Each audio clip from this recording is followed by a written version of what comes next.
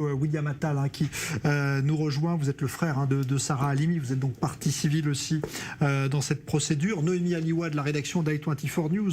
Rebonsoir Noémie. Vous avez suivi cette affaire depuis le début. Vous aviez publié ce livre en 2018 sur l'affaire Sarah Halimi. Je voudrais tout d'abord une première réaction avec vous, William Attal, ce soir. Dans quel état d'esprit êtes-vous? Est-ce que vous vous attendiez à ce que la Cour d'appel mette fin finalement à toute la procédure en disant non, il n'y aura pas de procès? Dans cette affaire, on a subi de nombreuses difficultés.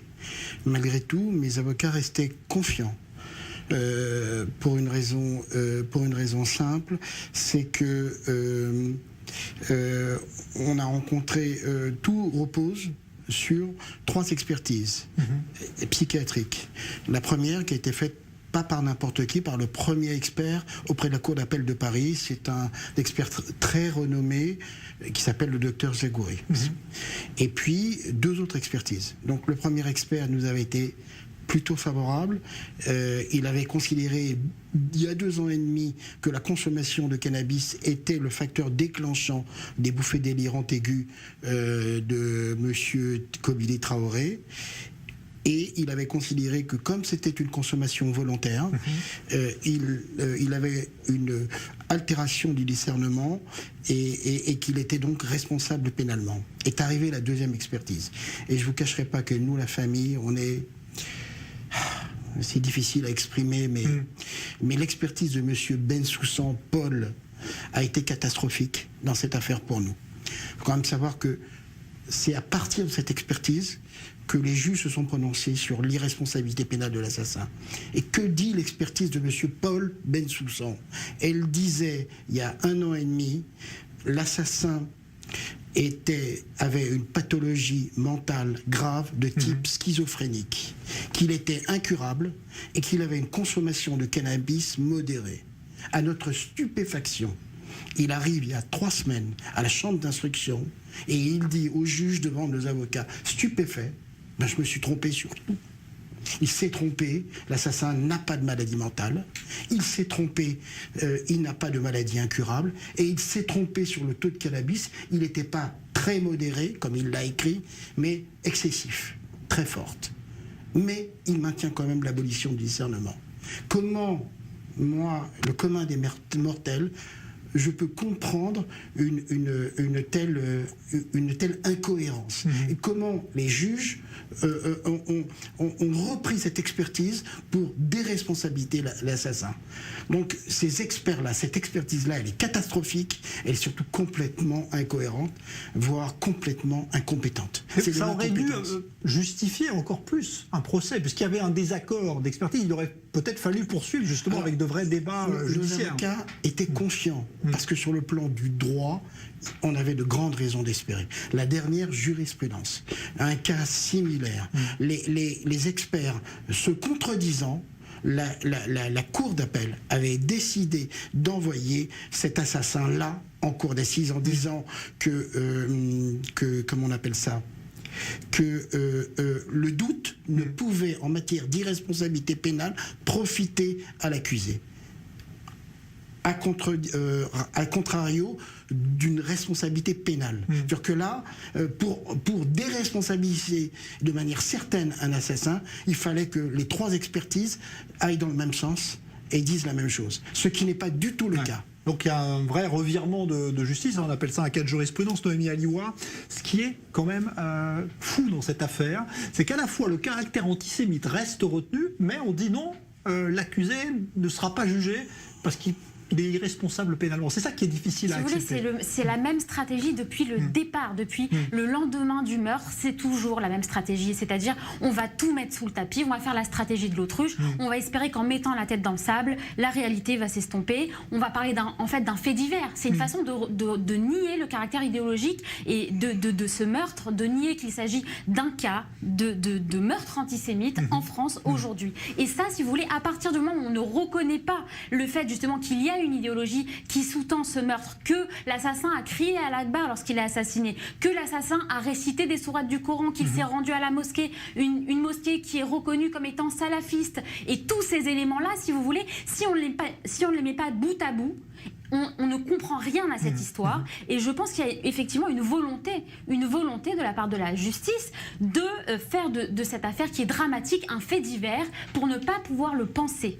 Je ne vous cacherai pas que je crains, que nous, la famille, craignons que pour des raisons qu'on ne comprend pas, il n'y ait pas eu, on n'ait pas voulu d'une deuxième affaire Halimi, d'une affaire Halimi bis. Et tous les éléments, tout le déroulé. Même si le président Macron lui-même avait pris position dans cette affaire, ce qui n'est pas rien quand même. Mais même s'il n'intervient pas dans les... Je vais vous faire certaines révélations. C'est incompréhensible. Comment c'est possible que dans une affaire aussi grave, où quelqu'un tue en criant Allahu Akbar une personne âgée, dans la façon dont elle a été tuée, quand on saisit le téléphone de l'assassin, il n'y a aucune investigation. Le téléphone de l'assassin n'a pas été investigué. Les relations pendant l'assassinat entre l'assassin et la police n'ont pas été transmises à la juge d'instruction. Il y a eu une discussion téléphonique pendant l'assassinat entre l'assassin et sa mère. On n'en a pas parlé. On a découvert à la chambre d'instruction que l'assassin était en pleine forme, qu'il n'avait pas de soins depuis 1 à 2 ans, qu'il ne prenait pas de médicaments et qu'il n'était pas malade.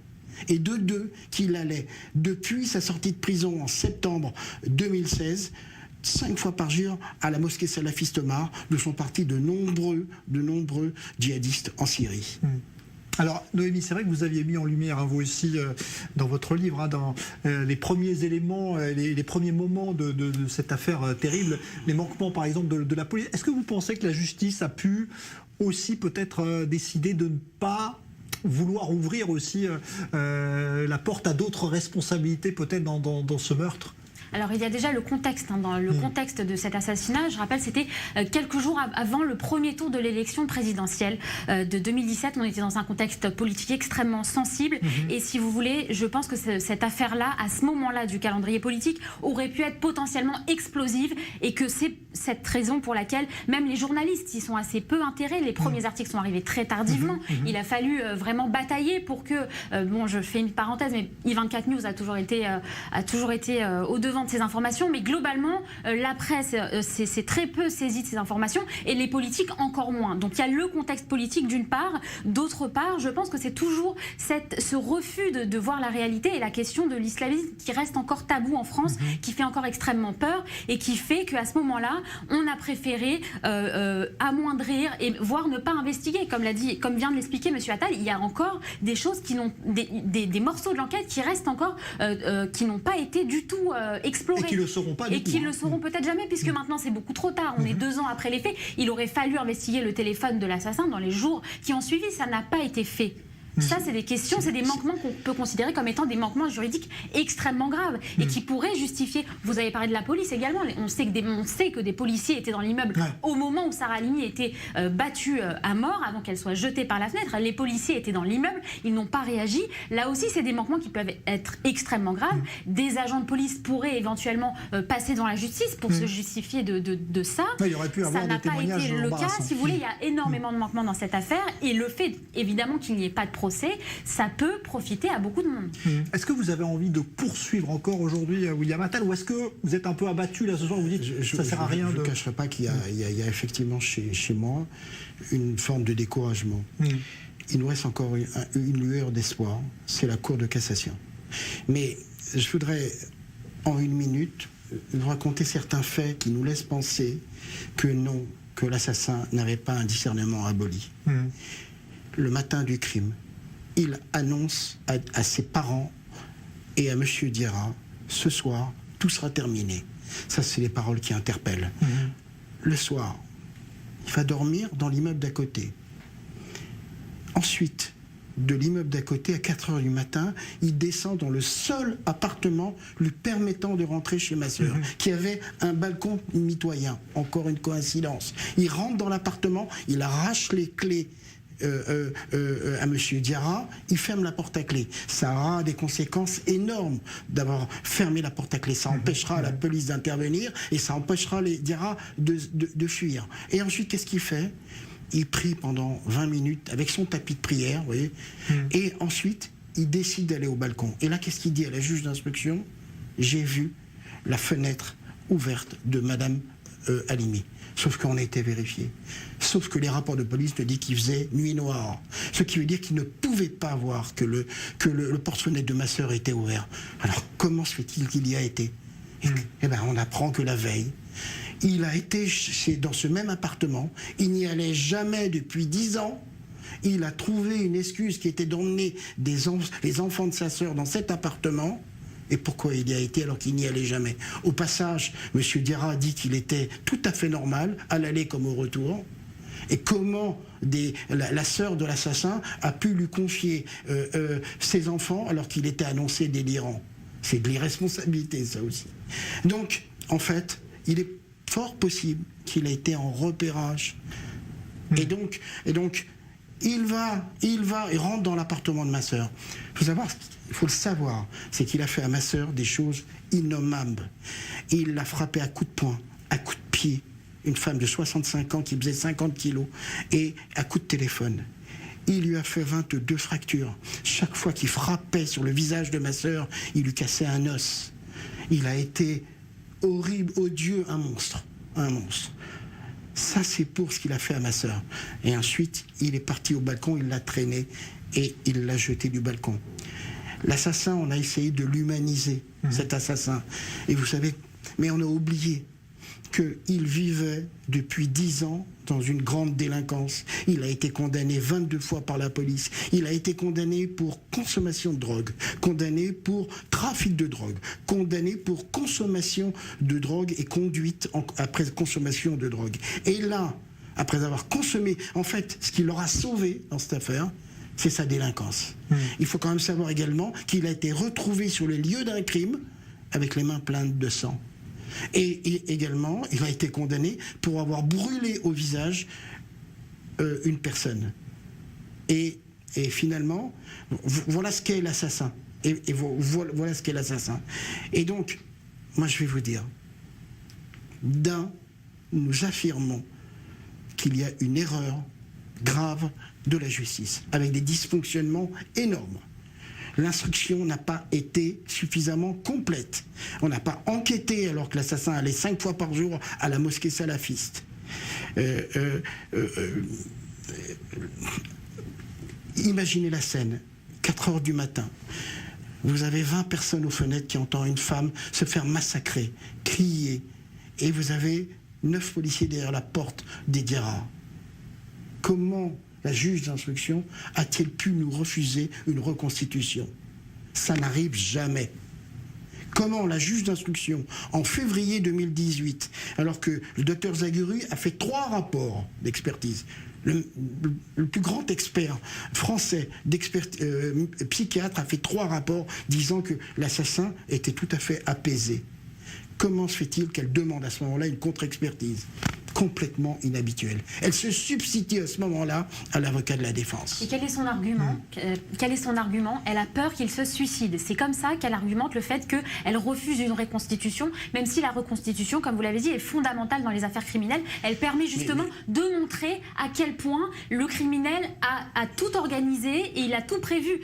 La reconstitution, elle est fondamentale pour prouver ça, pour prouver qu'il y a eu préméditation. Elle a été, donc la juge d'instruction l'a refusé, et quel a été son argument? Eh bien parce qu'elle avait peur qu'il se suicide, tout en sachant que les expertises montrent que M. Traoré va très bien aujourd'hui. Le magistrat instructeur n'a pas respecté les droits des parties civiles dans cette instruction.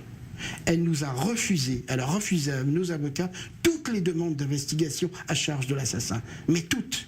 Et il aurait été tellement facile de demander à l'assassin qu'est-ce qu'il avait fait quand il est parti chez les Diarra la veille avec les enfants? N'a-t-il pas été au balcon voir si le porte-fenêtre de ma sœur était ouverte? En plus, l'importance d'une reconstitution, ça nous aurait permis de voir si l'assassin pouvait, à l'endroit où il était, voir si le porte-fenêtre était ouvert. Il ne pouvait pas. Il faisait nuit noire, il y avait des meubles de parquet à partir. Il ne pouvait pas voir. Donc, il a menti. Et les expertises médicales, en particulier les 2e et les 3e, il y avait 0 signe clinique. L'assassin allait parfaitement bien à ce moment-là. Donc ils se sont basés sur quoi?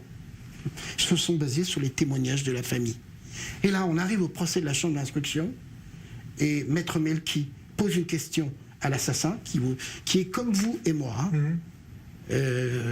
Et elle lui dit, mais la veille, vous aviez été 2 fois à la mosquée salafiste. Et à ce moment-là, on apprend, et il nous le dit, qu'il y allait 5 fois par jour depuis sa sortie de prison.